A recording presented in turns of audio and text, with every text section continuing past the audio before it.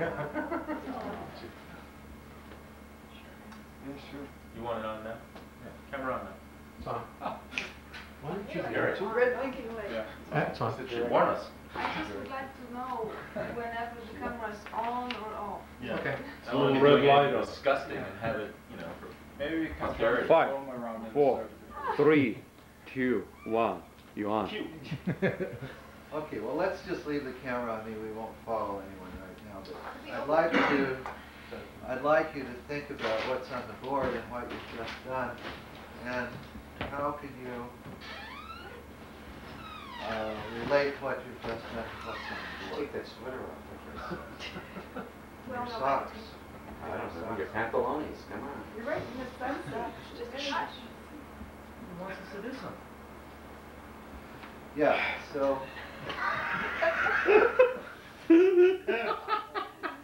Respect for our teacher.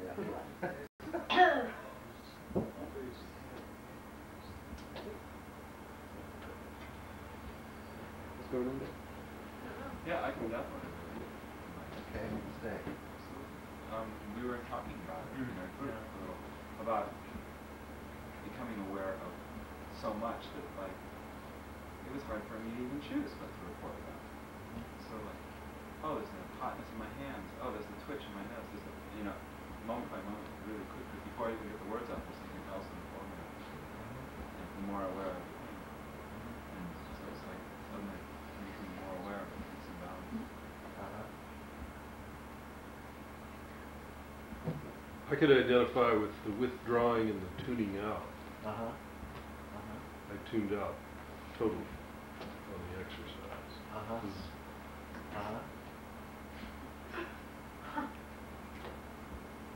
Anything else? Yeah, I'd say that the third part of the exercise, that definitely woke me up and tuned me in.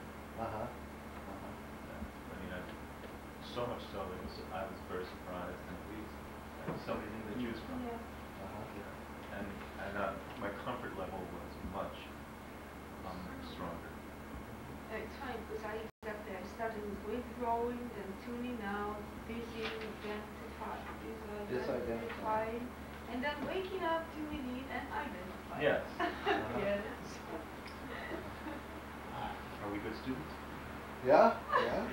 We're all getting a part of the animal. And the idealized self-images with the shoulds and shouldn'ts, of course. I mean, the shoulds are always, for me, have to do with idealized self-image. That's what I was really resistant to the should exercise.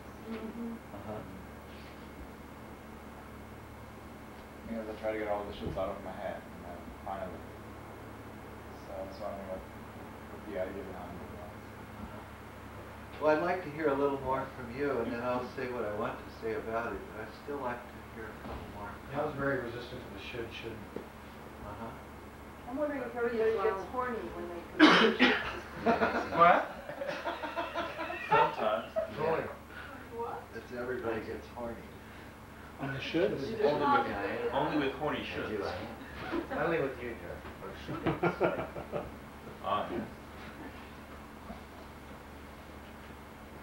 Okay, I introduced this Thursday night, but it's essentially the continuum of awareness is the full field of phenomenon that you're dealing with when you say, here and now I'm aware of, or when you're in your everyday life, there's a whole spectrum of things happening around you and within you. And the continuum of awareness is that that ongoingness of your awareness is, in a sense, full of phenomenon that you can't really grasp in words and concepts. You get some of it, but some of it escapes you. Some of it is gone before you get the words to it. But it's essentially that the field of awareness is multifaceted. And one way to talk about it is that the continuum of your awareness will contain much more material than you can capture in trying to narrate it or describe it. That's one thing I wanted to say.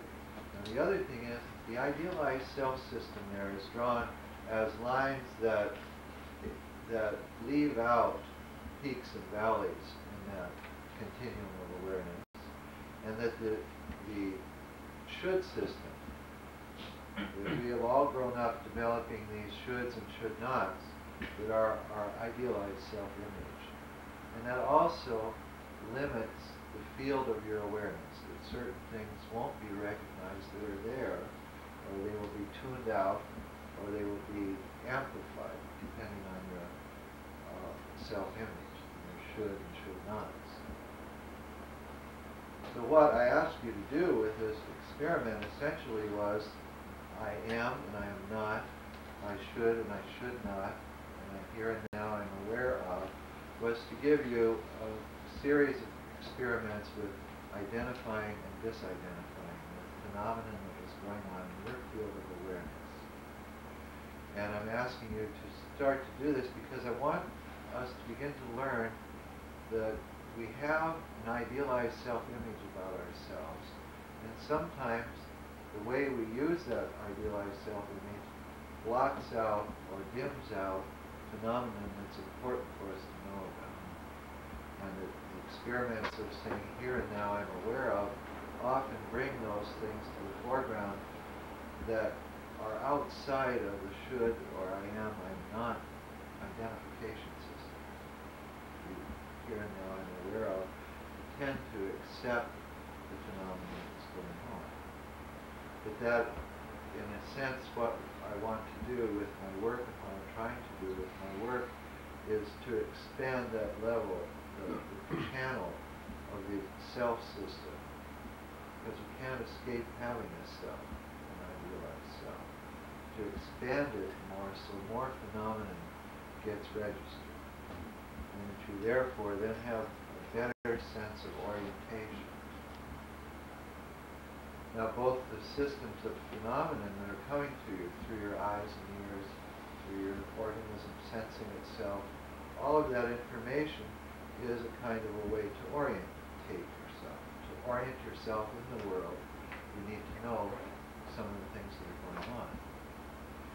Sometimes your should system, your idealized self-image system, is blocking you from recognizing certain things that your senses and your emotions have picked up and that are important for you to know about, to maneuver in the world, to make strategies that are fitting and efficient. Yes? Do you think it could subvert that phenomenon with will by choosing where to put your attention? I mean, for example, if you're aware that you want to become aware of more and you have a should system that's limiting your attention, can the ego say to itself, I'm going to put my attention on being aware of what I don't want to be aware of? Yeah. That's part of the process of growing up in this kind of work. That you gradually learn to talk to yourself that way and begin to do that. And that takes training. It's a gradual process. And there will always be parts of your world that will be too much for you. Either you're not ready for it, or it challenges your self-image so strongly you can't let it into awareness. Yes? I'm aware that you erased the old pattern and put a new one up. Is that true? Yeah. Someone had erased the old concept. Oh. So it doesn't. Okay, so part of the process of what we're learning here is to recognize when we're listening to people what they're doing with shoulds and should nots to tune things out that seem to be, that would ordinarily be important issues in this developmental phase of their life. And we all have grown up in a family system that has taught us to do A and not B, or to feel C and not D. And that's part of the problem that we come to self-development with, is that because of our family background, because of the cultural background, and maybe our personal history, we haven't learned certain things about ourselves that are important to know. And in this model, we're looking at the problem as an educational issue. You didn't learn something. It's not that you're neurotic or sick or a medical model of designating the issues is out. It's not what we're doing. Although we may use medical terminology at times, what we're up to here is assuming that a person grew up in such circumstances that they failed to learn some facets of their personality. Some of their emotional attributes have not been emphasized or encouraged.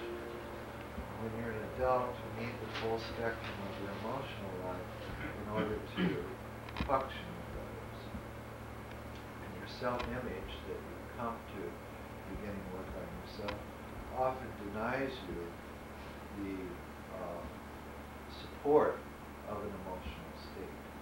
Like the most common one is people come and they're, especially men in this culture, and they've been taught to be afraid of being tender or sad and so on.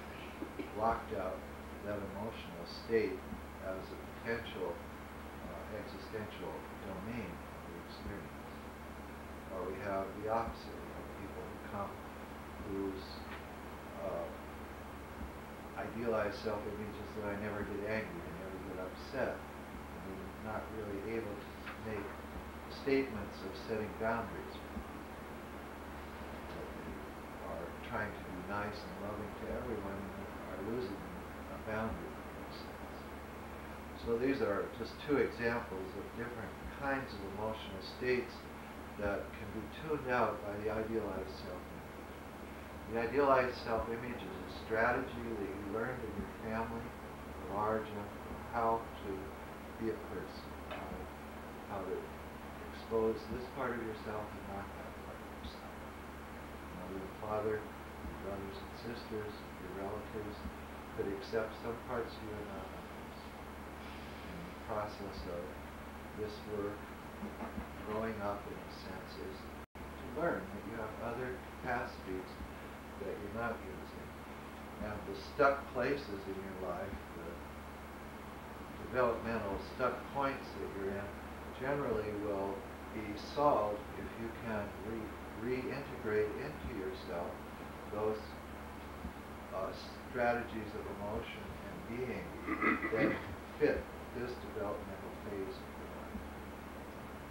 So that when I'm working with someone, I'm trying to find out in their continuum of awareness, their field of awareness will begin to tell me what's unfinished at this point in my life, what's not completed.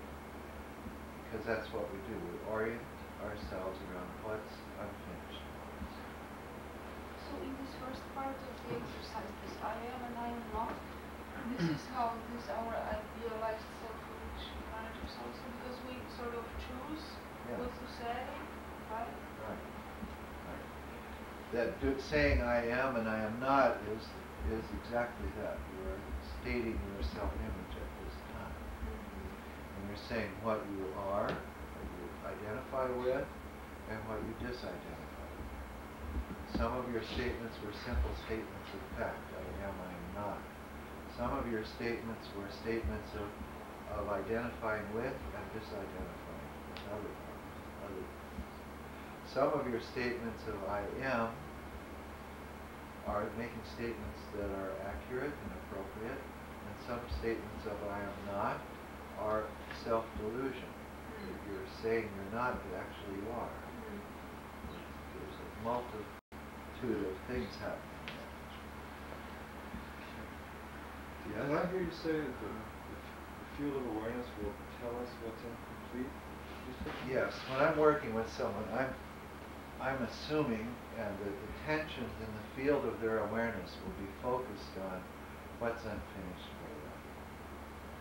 Their eyes, their ears, their body movements, their fantasies, the rhetoric of their language will all begin to reveal what's unfinished for them. So would that then hold true for the exercise that we did, the I am not exercise, where I am, and whatever I say is a manifestation of something that needs to be completed? Would you say, is that true? It would tend to point in that direction. Point in that direction. It would take, it's like a radar screen. It requires some blips on it. interpretation then. Yeah. Of course, what? It requires That's a no, I thought that was a no-no. This, Fritz would say there's no interpretation allowed in Gestalt. Yeah. And then he would say, look at you torturing yourself with your tongue. It's impossible to escape interpretation. But we do it in a particular way in this field of work in that we have a hypothesis, a theory of interpretation of what's going on, and then we check it out with people. So that I'm sitting here forming theories about what may be going on and taking the material from them, and I'm always trying to check it out with them. Do my fantasies about what's going on fit with their experience? And as you do this work, you begin to realize that there's no such thing as making a mistake in doing so, because you're always going to check out your interpretations with your client and let them give you guidance. This work, as I do it, essentially is an art of following people, listening to people and following. And if you get better and better at following people, you'll find out that they will lead you to where they want you to go. And that's what we're up to. My job is to reflect, to help encourage them to explore the full continuum of awareness and the resistances to that and their avoidances of that, and to explore the choices and to explore what concerns them so that they get a richer texture of description and a focus, a narrative focus on their mind. but this is not just following. If you are just following, only resistances will take place and there will be no choice. I think that therapist must show that there are few choices in order to know, right? I should amend this, that I'm leading and following. Yeah. I'm leading and following. There's a point in the work where you do challenge sometimes a person's will. Sometimes you do take the lead, sometimes you follow. The essence of this work, as I see it, is on following the emergence of their perceptual field and then asking important and pertinent questions. But essentially, I'm trying to encourage your mobilization of your intelligence and your emotions and your movements, your activities, towards completing what seems to be unfinished. And the assumption is that the human organism naturally wants to do that anyway. Yeah. The assumption in this work is that there's a natural force, if you will, within you to complete things. And that the should system, or the idealized self system, often interferes with that process. It's already at work. Some of the things that we will discover in staying in the here and now are unfinished themes, unfinished sorrows, unfinished losses, unfinished developmental phases. Some of the things that we'll be dealing with are excitement and anxiety. What is that? In short, what we would say is excitement and anxiety is the energetic motivating force to pay attention to something or to avoid something, or to withdraw from it, not avoid it, withdraw. Because it's healthy to pay attention to something, and if you see it's dangerous, to withdraw. Feel safe. Excitement leads you towards something, anxiety leads you away. And in making your choices in life, you need to be able to recognize both states. Anxiety is not necessarily negative. It's charging up your cells to move, to go away. Or if the excitement then changes to, or if the anxiety changes to excitement, which many states of newness, we face newness with this kind of double state of excitement and anxiety together. And what Fritz would talk about was that the excitement, we're looking for what excites you about it. And that the subcategory of excitement is anxiety. That excitement is also anxiety. You're getting ready for some present, being present with something. And it's important that you have excitement. You can feel it. And when you have anxiety, you can feel it. Because that's mobilizing you in a deep and organismic way. What about the Buddhist thing of feeling empty? That's included in terms of, like, that's a complex state, being empty. It can mean being finished with something. It can mean being in a state of meditation and quiet. It can mean many things. It can also mean, like we said this morning, that the Buddhist theory of form is emptiness, and emptiness is form, is a very similar idea, notion to the Gestalt concept of how Gestalt and form up, form a form, a pattern, and then disappear. There's emptiness. So, is that the other side of the coin of anxiety and excitement? right. It's a state of landing. You've completed things. You've gotten to a completion state, and you're kind of empty. Or it's what we would call a zero point. Buddhists would call it emptiness. But it's more complex than that. I don't want to go into all the different forms of emptiness in Buddhist thought right now. But they're relevant to what we're doing. Because the Gestalt model that's being used here at Esalen, and also from Fritz's heritage, has a lot of Zen Buddhist influence. And some of the concepts are equivalent, some of them need to be tailored a bit so that they're understandable in these terms, Buddhist terms and Gestalt terms. Yes, Peter?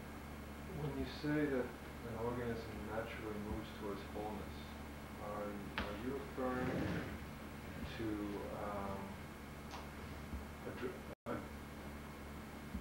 an impulse toward growth, becoming a whole person, disowning re-owning our disowned parts, or does that refer just to the completion of an individual gestalt, or It all refers of to all of those categories.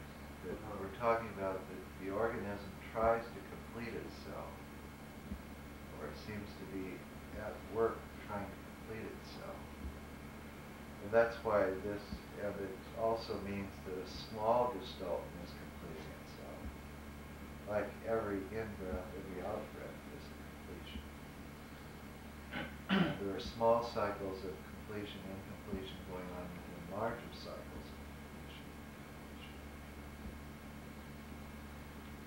Every time you let your breath out, there's a kind of completion and an empty point. But then it implies something as I finish, the in-breath comes in, the in-breath fills you up, and then just pause for a moment, ready to move. That what I guess I'm trying to say here is that there's no rest. There's no such thing as an enlightenment resting place, or an ideal state of emptiness that lasts very long. You will always be moving in and out of these states of completion, rest, emptiness, and form comes again. Some dissatisfaction enters your picture, and some completeness enters your picture, and you're at work trying to finish this up. And the cycle is something like 0 point, rest, then comes some recognition that something needs to be done, and you begin to sense that in your emotions and in your body, and your eyes and ears will start to look for that. Your mental pictures, your images, fantasy life will start to look for that, and you'll start to form strategies to try to finish that up, both fantasy and manipulating the world, working with the world. Your body will start to move in that direction. The motoric system starts to send signals, this is what I want to do, or this isn't complete for me.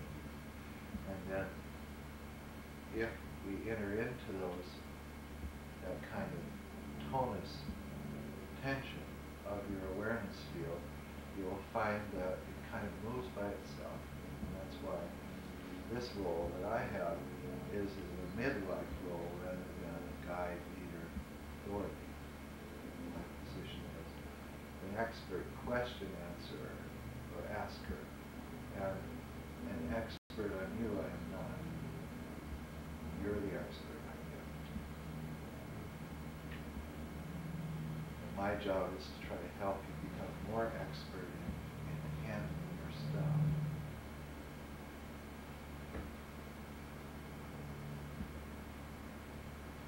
I think that's enough preliminary for now. Does anyone have a question or a comment? Yeah, I see myself in extremes, to go extreme one way and extreme the other way. And what I'm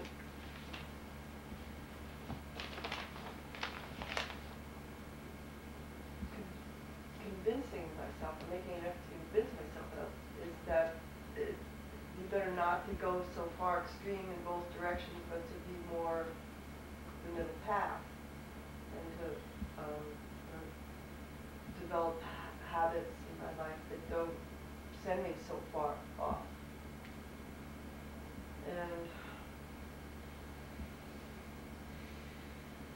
And yet I'm addicted to the feelings of the extremes.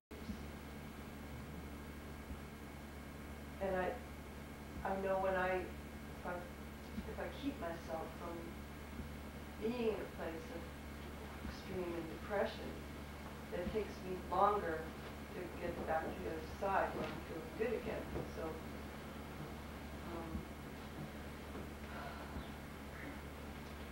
my behavior follows a certain pattern where I do things that push me,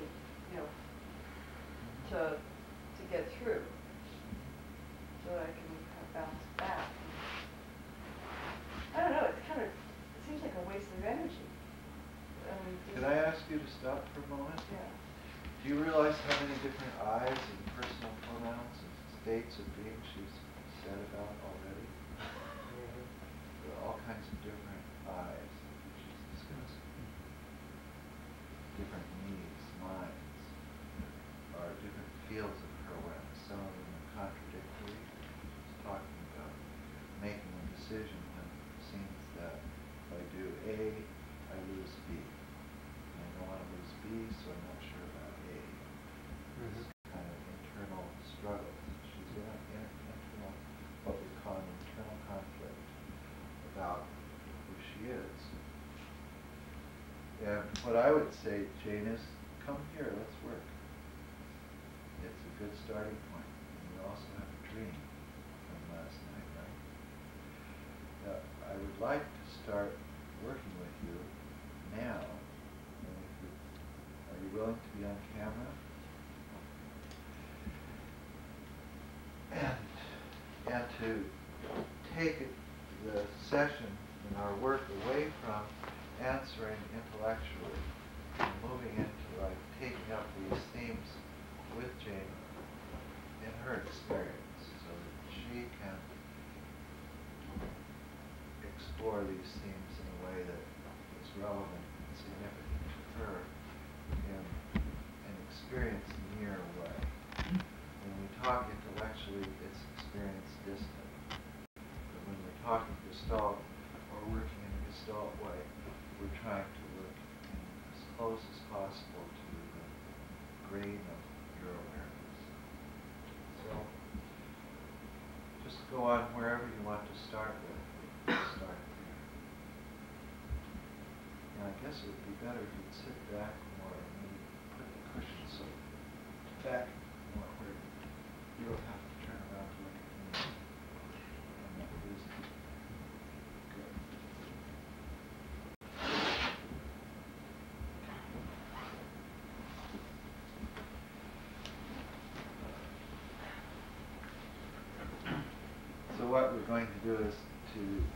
partners in an exploration of what it is that seems to be tickling you or disturbing you. And my job is to help you anytime you feel I'm not helping you with something.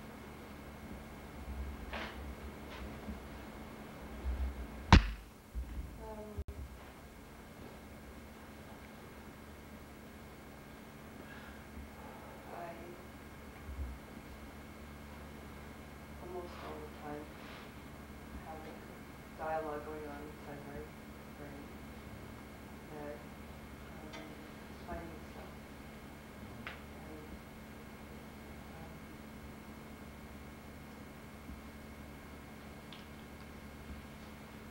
sometimes it's comfortable, sometimes it's uncomfortable.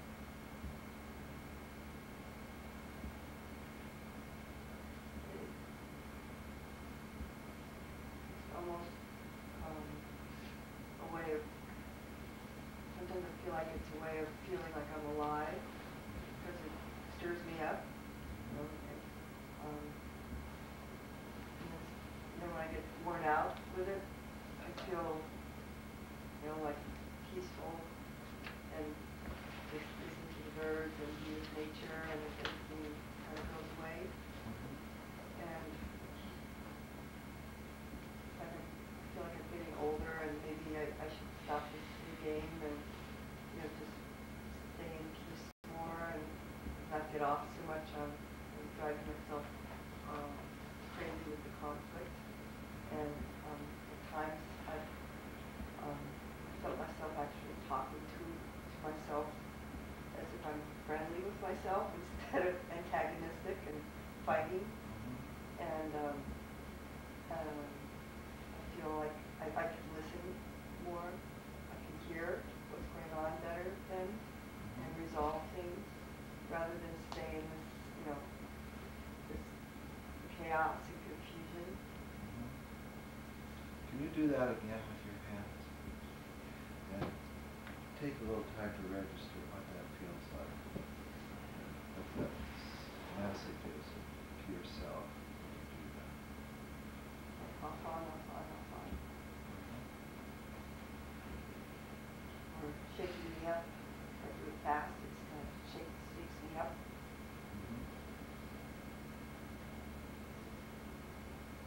Thinking about my mom and dad and how they never showed their feelings, and maybe it's,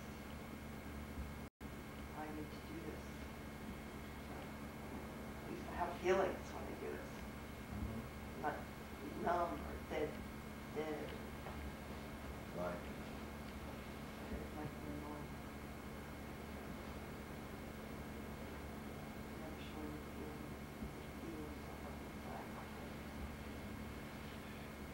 I have a sense you reached an emotion, feeling something. Can you say what it is? You know, chokiness, sadness, holding back.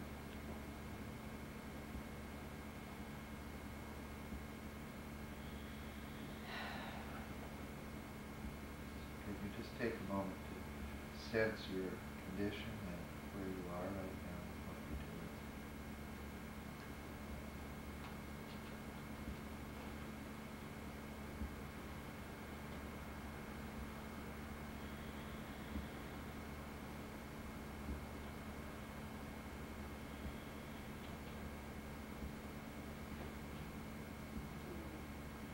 Going on in my mind, more stuff. What?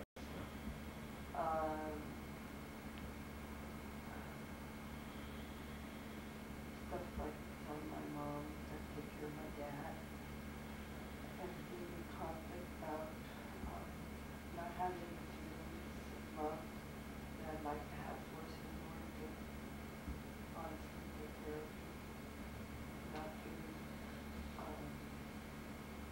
like I need to be able to take care of him in a good way with love, like get anxious and then dump on him. Okay, again the hands come on. Yeah. What's going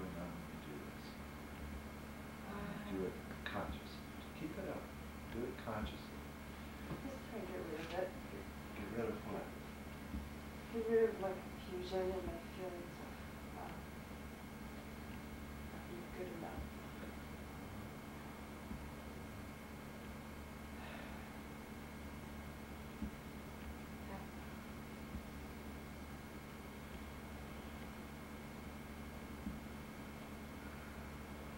Wondering if I have to go through that anxiety in order to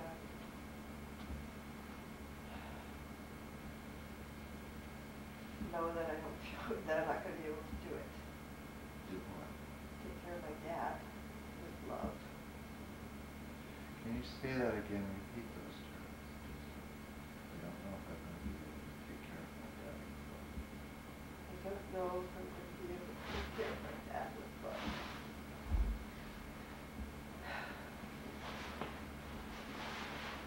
I'm going to want to kill him. I'm going to want to take his meds and his oxygen and say, okay, time's up. Should have been dead already.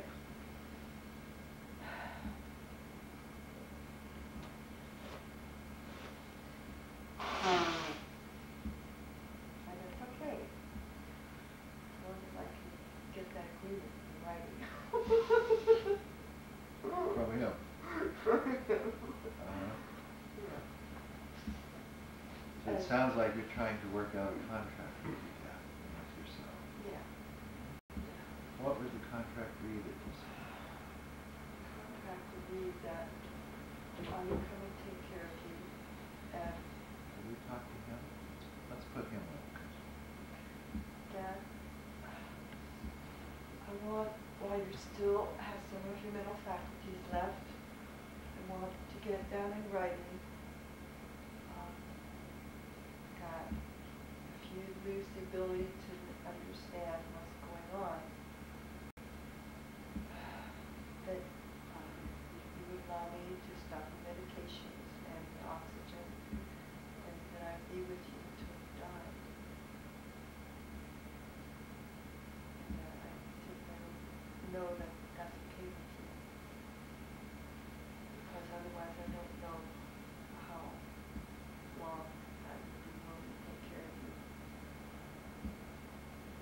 If you're doing stuff to keep yourself calm.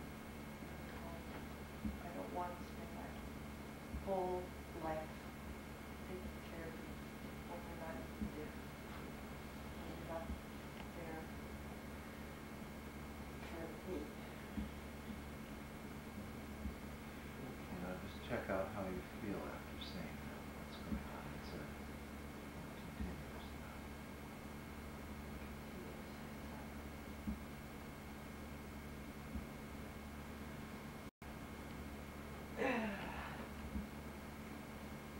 Okay, I may not be coming outside for you, but maybe I'm still going to have myself inside that I need to keep going with.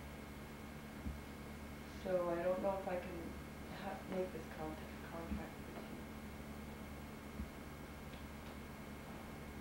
I love life. I'm enthusiastic about life and got lots of things I still want to do.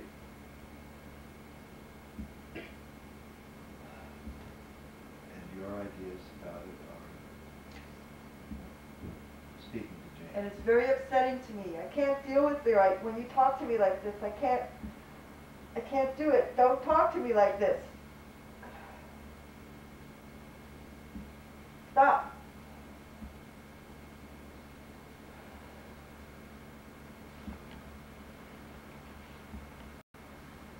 Okay, now take enough time to feel your response to that statement.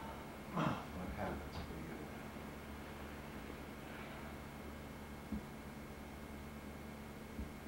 I want to keep pushing you.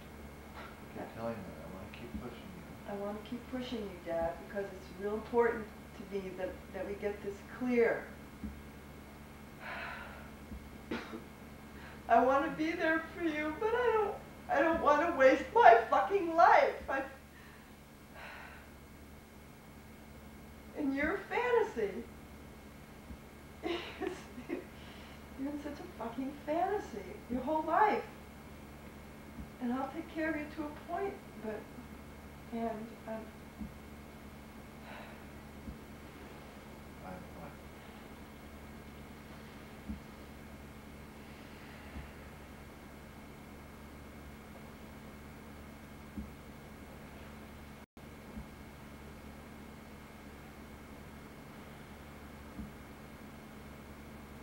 not willing to live your fantasy. Can you be aware of your posture for a moment? What did you just do when you were sitting before you sit? I found myself. Uh-huh. Can you describe that, what you feel when you say you find yourself? What was that like? What is that like? Don't let myself get drawn into an emotional entanglement with my father that is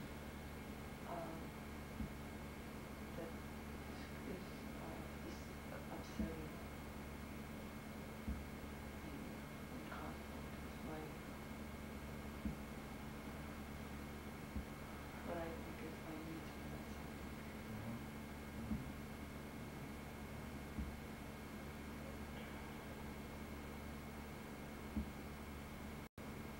Okay, well, let's just wait and let another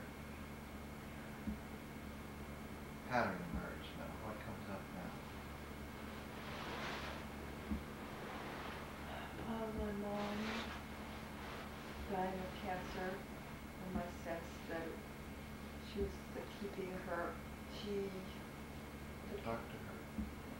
By my sense that you took care of my father's food, cleaned the house, did the laundry. That was it. That's it. You disappeared into your books, and you withdrew from him emotionally. You let yourself live in the same space and sleep in the same bed, and you created this cancer in yourself that took over your whole body. that made me feel. It made me feel like I'm not going to do that.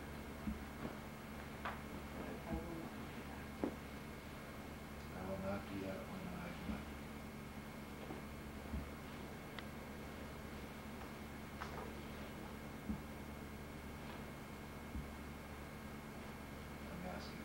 You will not do that when I'm not.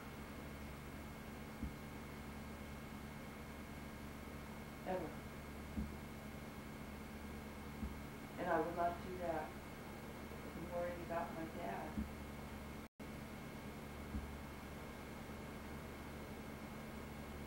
I started feeling my body getting achy a couple days ago. Like I would go to bed worrying about my dad, and I wake up worrying about my dad, and my body was starting to get this achy stuff, and I was just like, that was the beginning of the end. No, I'm not going to allow that to happen. So to not allow that to happen, what kind of boundaries do you have to set? What kind of statements do you have to make? What do you have to think about? I have to think about wanting to fulfill my commitment to you, to take care of my dad. That's to your mom. This is my mom. You promised her what? I told my mom I'd take care of my dad. Okay, let's stop with that. Can you tell your mom what you promised her? Let's imagine she's here. You're reliving that scene. You promised her what? Okay, Mom, you asked me to take care of my dad. And I said, okay, I would. And then when I said it, I also said inside myself, but I'm not going to do what you did to yourself. Okay, now say that again. I promised you out loud. I promised you when you were dying that I would take care of my father. And I said I would. And at the same time, inside myself, I said that I would never make myself sick doing it. And I'm going to make the effort to take care of my father. And I'm going to do it to the best of my ability to the point where I feel it's hazarding my own health, or it hazards my own health and my own well-being. You seem like you're feeling sadness or something like that. A little sad. Yeah. What are you doing with that sadness right now?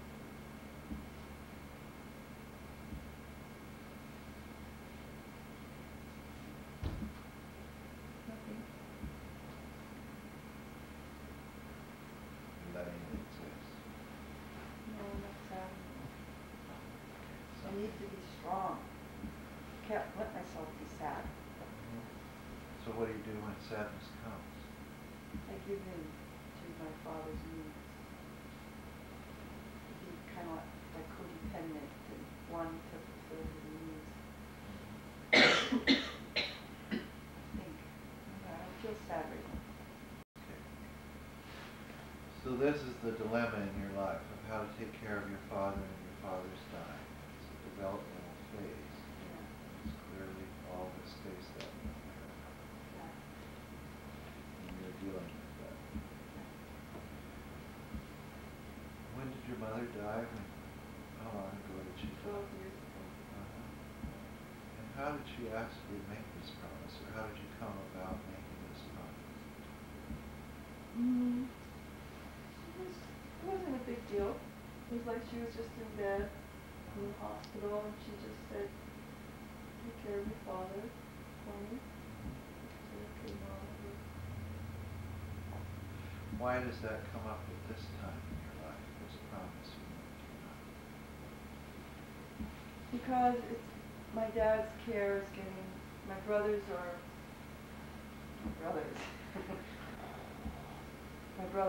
threatening to put him, lock him up. That he's getting to a point where they feel he's not safe, and it's getting clear that it's getting time to have to make a decision about seeing if I can set something up before. It's like blocking them. They don't care about him in the way that I do. Okay, can we do something let's make a little psychodrama here. Let's have this be Dad, and you sit there, and how many brothers do you have? 2 brothers and a sister. Okay. So let's have you sit facing this way, face this way. That way? This is your sister, and this is your 2 brothers. And so And that's my dad? that's your dad, and you're protecting him from them. Oh, Okay? So if that's the role you have, can you play that out a little bit? How it is for you between making this boundary between what you want to protect your father from and how do you talk to them? What do you say to them? okay. Okay, Peter. I talked to you on the phone yesterday. You called, I was just about to phone you, and you called Esalen, and you told me that you didn't want me to bring Dad up to go to Mass on Sunday. We got into a dialogue where we were not hearing each other, and I said, okay, that was great. That was really good. I said, okay, Peter, we're not listening to each other. Let's start. When you talk, you finish, and then I'll talk. I learned a lot from this class. So, you don't want to have anything to do with George. He's too upsetting to you. I understand that. I'm at Esalen. I'm learning these things about psychology. But I need something from you. I need you to tell Mark that George is not developing, losing his marbles as fast as Mark thinks he is, so that I can have a little time, so I can finish my course and my cleansing program and wait till June to come up. What are you feeling now as you do this? What's stirred up? Well, he's not going to do it. He's not going to do that. So what does that stir up? Well, I don't have much support from him. He excommunicated me from his family for 2 years because I talked to his daughters about sex, not knowing that they hadn't done anything. And I couldn't visit for 2 years, and we're finally just starting to get back together. But he calls George baggage. He says, I can come visit, but don't bring the baggage. Now, if you come and visit, you'll have all this baggage you're going to bring. How do you feel about that, calling your father baggage? I feel my brother's got a lot of stuff to work out with my father. Your you're not telling me how you feel. You're telling me about your feelings, not how you feel. I feel like I've got to, in order to stay a part of my brother's family, I've got to kind of back off a bit with my opinions and with how I am. And I've learned to do that in the last 2 years, so that I can be a part of his family. I have an incredible love for one of his daughters. And she has it for me.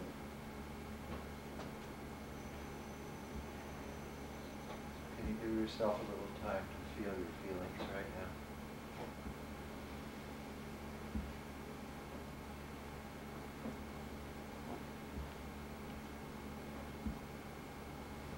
There's anger in there,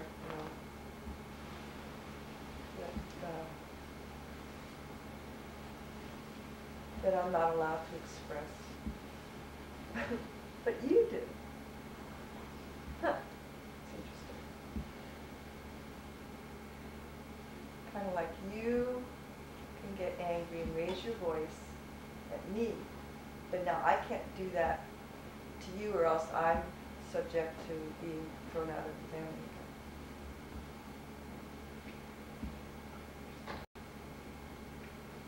Do you think that's an injustice?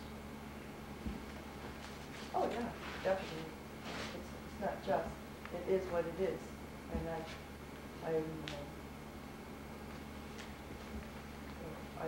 I'm coming to terms with being able to do that.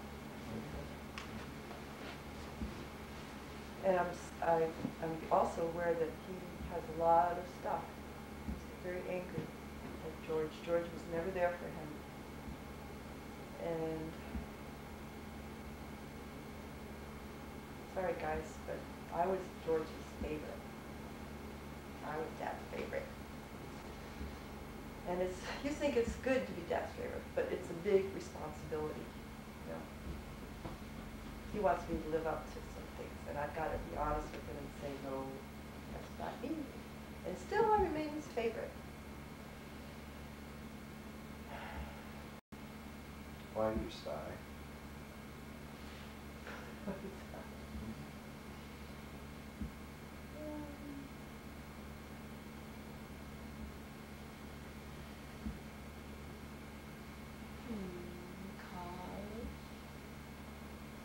You were the first daughter, I was supposed to be a boy, and you were 2 sons.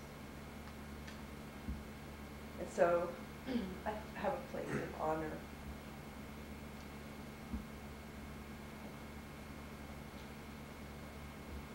But that honor costs me.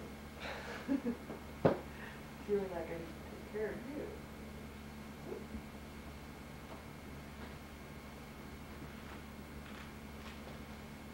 Even when I don't have the kind of love for you that you want me to have for you. Because you were really never there for any of us, for us. You're doing your own thing. And now we're doing our own thing. And now you need us. And I don't think you like us doing our own thing. You want us to do your thing. And you've always wanted us to do your thing.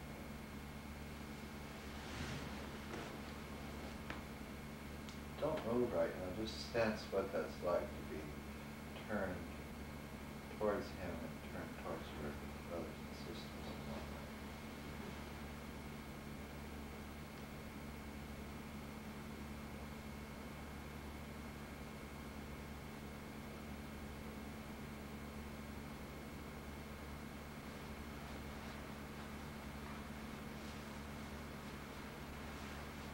Can you emphasize that twist so that your head's going one way and your shoulders are going that way, and then your stomach and your lower body is turned towards your brothers and sisters? Not that far, that's too exaggerated. Just sense it more delicately.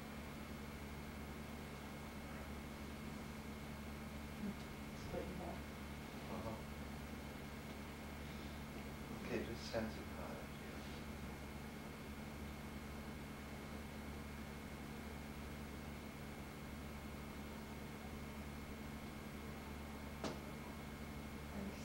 said, it feels split in half, but it also feels like I'm sketching the boundaries.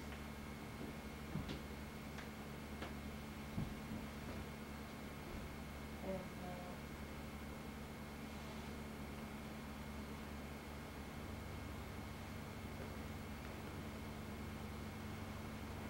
I can take a risk and grow a little bit by taking myself out of this situation that I'm in my life, that I choose to go towards something that's difficult, that I feel like I want to do.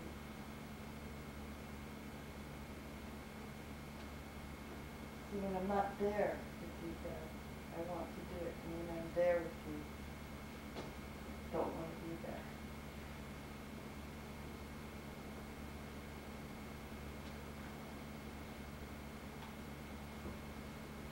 It's really difficult to be with you and accept you and not try to change you.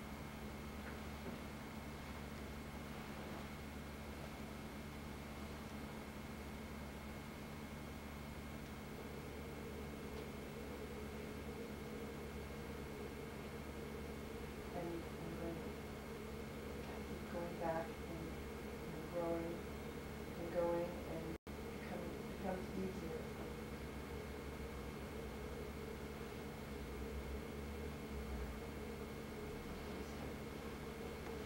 If you use I become easier with what? I become easier. With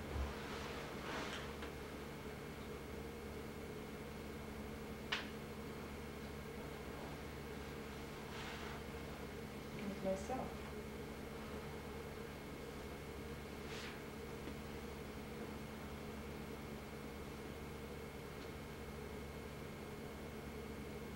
I see when I get upset, and I can accept that, and I can take time to have a beer, disappear into the television, and then turn it off, turn off the television, and then go be with you after I've found my center again. It's a real practice in being with you, is a practice in turn all the way around. being with you is the ultimate practice of finding my own center. So easy to fall into the patterns that you've taught me, and yet there's something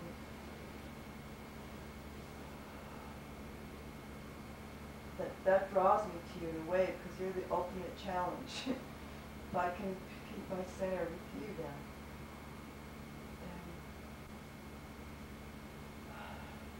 there's nothing in the world that can set me up center.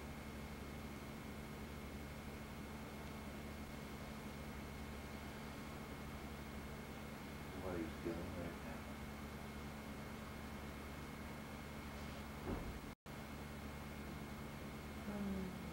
And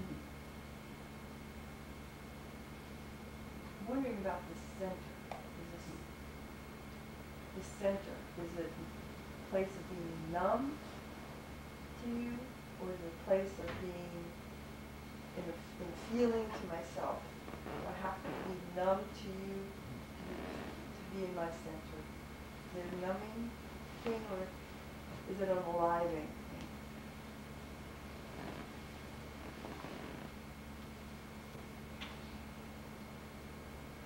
Because that numbing thing is what makes the sickness happen.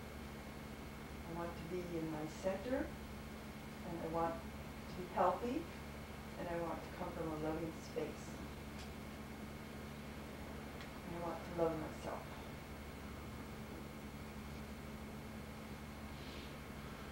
Okay, I think, Jane, this is a good place to round out and end with this.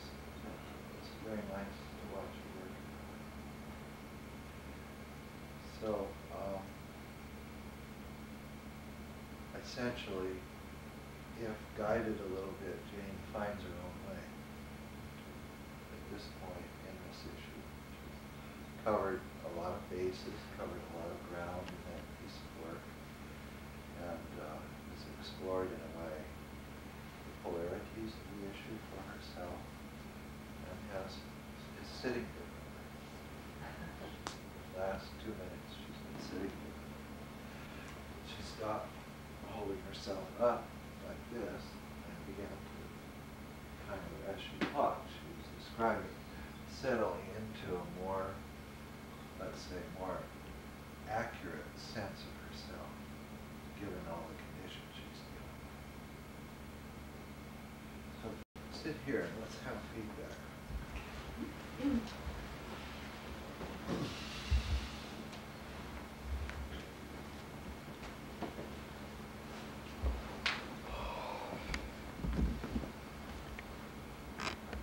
So, does anyone have feedback?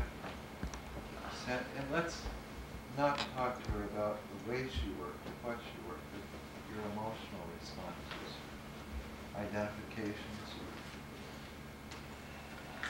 And I'd like to leave a pause about talking about her work until tonight. I'd like to show the film a little bit and talk about interventions as we were going along. And I need your permission to do that too. But first I'd like you to just get personal feedback.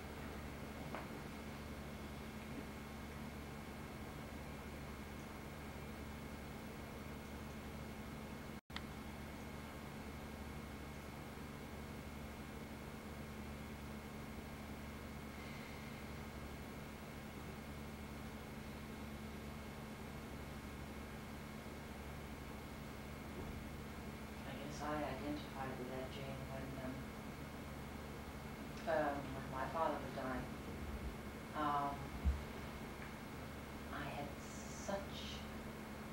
I had such conflict about to be with him or not to be with him.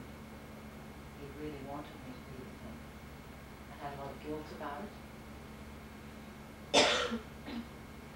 And I had feelings of really wanting him to die. I didn't want him to hang around. And so I was feeling your conflict here, or what I imagined was your conflict, with that contract thing.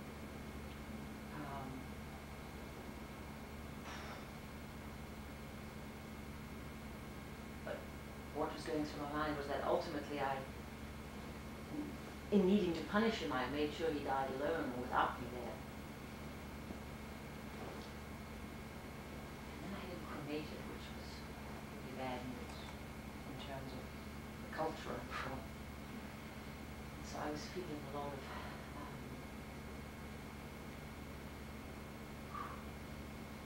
stuff while we were doing that after father. And I had similar stuff with my brothers. I was the youngest and I took full responsibility for the whole damn thing and made all the decisions.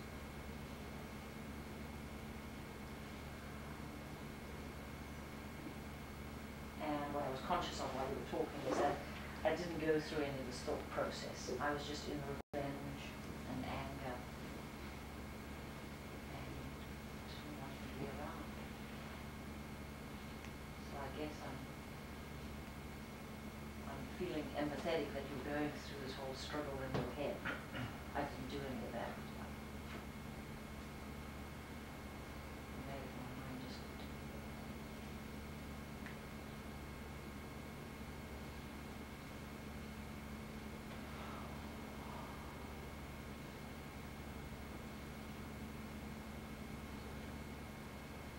I began to feel more and more respect for you, how you were working it through.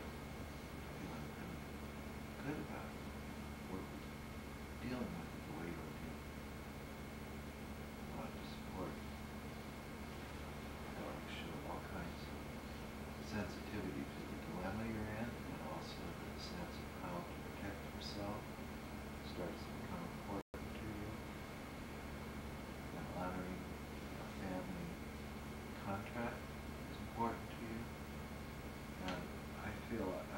mostly just getting as far, just very delicately helping you at times. Most of it is doing what I would say is a healthy response to the situation. And it's not over. We're in the middle of something like you're handling.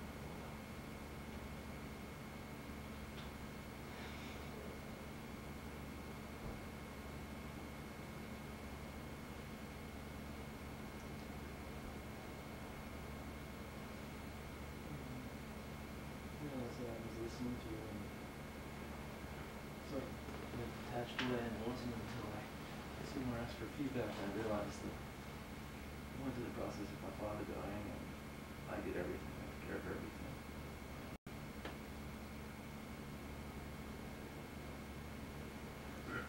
My brother didn't go to the hospital, my sister was in Texas, and I took care of everything. I'm the youngest as well. And I want to do it again. And I realized that I'm staying with my mother a lot, and I don't ride and I don't fall.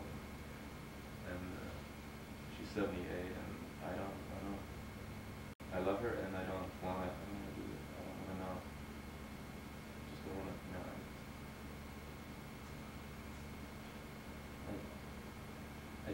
I just completely detach, and I know that this is not a good thing for me.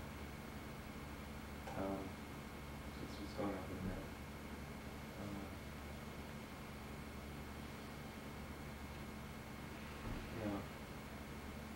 And I think, well, my sister's in Albany, and my mother's in Cape Cod, my brother lives in Cape Cod, and Fort Florida, both places. They have more money than I do. Let them. They can.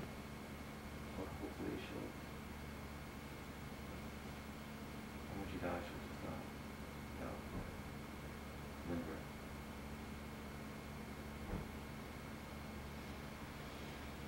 And there's a part of me that I feel pretty cold, and I don't want to.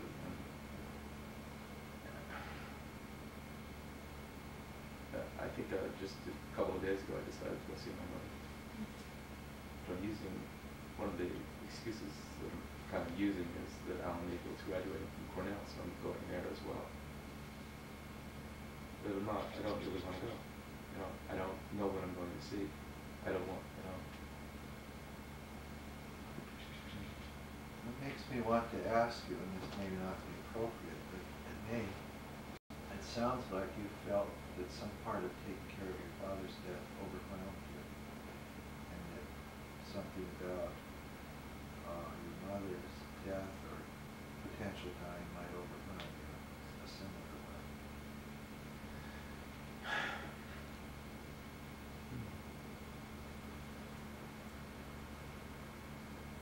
There's a lot of answers there. One, I just became, I was frankly, I felt two things. I felt useful and functional, that I was taking care of everything, and also with my mother when she was having medical problems. At the same time, I was feeling out by myself without my brother and sister helping me. So I was feeling really good about myself, but also like, hey, I'm doing this all by myself. That's what I hear you saying now, that you've given your due to the family in some sense, and you weren't supported enough, or something's happening in terms of you feeling a threat of being overwhelmed again. There's no question of you're getting to it, because I mentioned to this group, everyone here, when John Soper was here about my family, we hold on to Christmas for months. Well,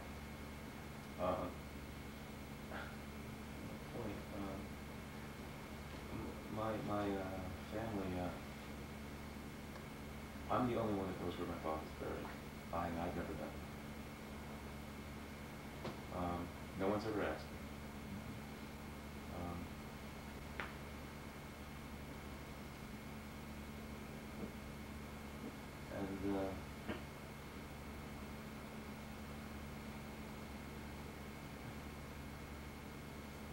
It seems like we're just a great pain for just hanging on.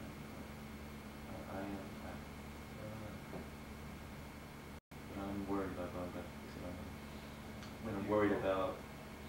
this way of being is affecting my life, and will continue. Are you going shortly there? Probably the 27th of May. Sounds like this theme will come up again during the time we're together. I think it will. Okay, let's go on. Anyone else have feedback from Jane? Yeah, I also went with through a similar thing with my grandmother and taking care of her, and the rest of the family really didn't care for me or her, and we didn't much care for them either. It was a very difficult situation. They wanted to do what was rational and expedient and relieve themselves of any mess by putting her in a restaurant rather than letting me take care of her. And I have a lot of anger, and they weren't there for her, and they weren't there for me, and we were there for each other.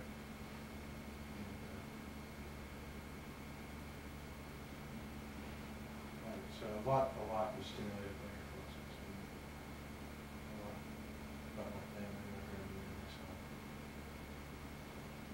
very difficult situation.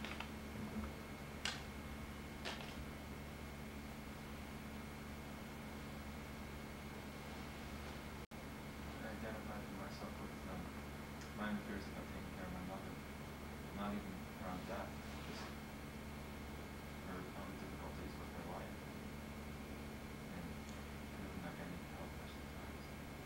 I've gone through a lot of pain from feeling overwhelmed, not wanting to give myself up in that relationship.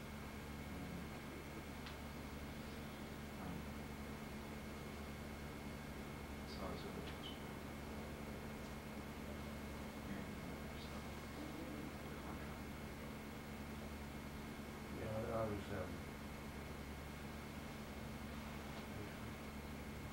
Yeah.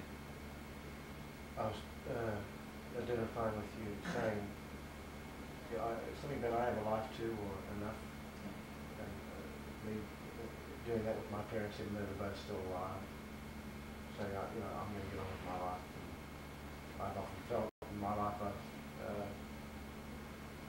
had to support them through their difficulties emotionally, and I was thinking about that while I was reading.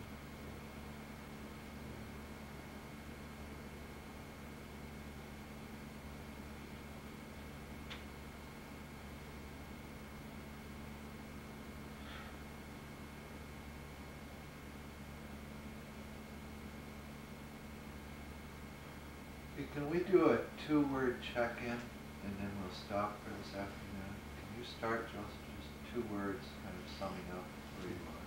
Quiet. Peter? Sleeping.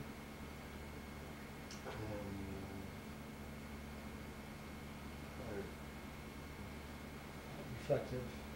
Sad. Yeah, depressed, frustrated. Detached with headache. Quiet, thoughtful. Contemplating. Thirsty. Headachy, quiet.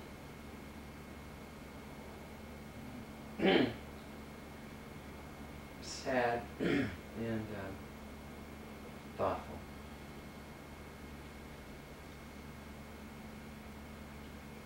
Contemplative of goodness.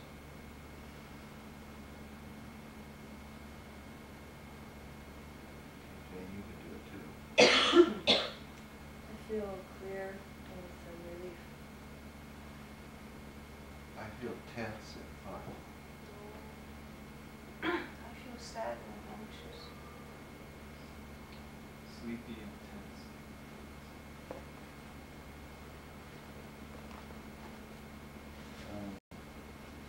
Thoughtful. Conflicted. Detached as well. Detachment. Struggle.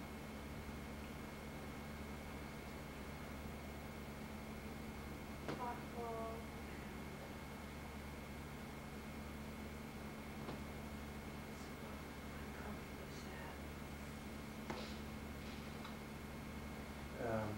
compassion and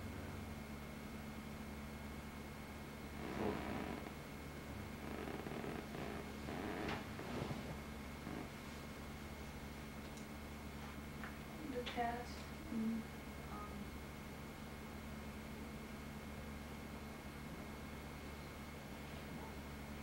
sleepy. Okay, let's stop for now and we meet again at 8. And I'll play the tape and go through it step by step with what I did when I was seeing, being can help. And are we meeting at 9:30 tomorrow And morning? tomorrow morning we meet at 9:30 to 12:30 and on what? In the Is it- afternoon? No afternoon. Oh, from 9:30 to 12. Well, I got a phone call just before I came, that I may not be able to be here tomorrow morning. I may have to do something else. Let me put that out there. I'll do my best to get here.